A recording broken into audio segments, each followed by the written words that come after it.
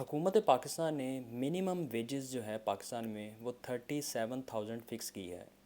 اب جو بھی فیکٹری یا کمپنی اس سے کم اجرت دے گا، سیلری دے گا کسی بھی پرسن کو، اپنے ملازم کو،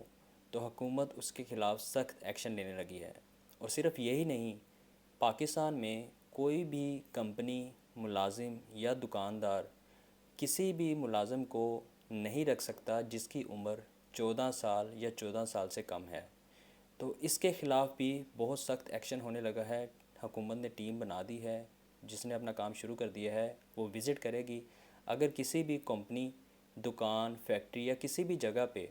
ان دو قانون کی خلاف ورزی ہوئی، جس میں اگر کوئی ایسا ملازم ہوا جس کی عمر 14 سال یا 14 سال سے کم ہوگی، یا کوئی ایسا پرسن جس کو 37,000 یعنی کہ 37,000 سے کم اجرت یعنی کہ کم سیلری ملتی ہوئی، تو اس کمپنی کے خلاف یا اس فیکٹری کے خلاف یا اس دکاندار کے خلاف ایکشن لیا جائے گا، اس کو سزا دی جائے گی، اس کو قید میں بھی رکھا جا سکتا ہے اور اس کو جرمانہ بھی کیا جا سکتا ہے۔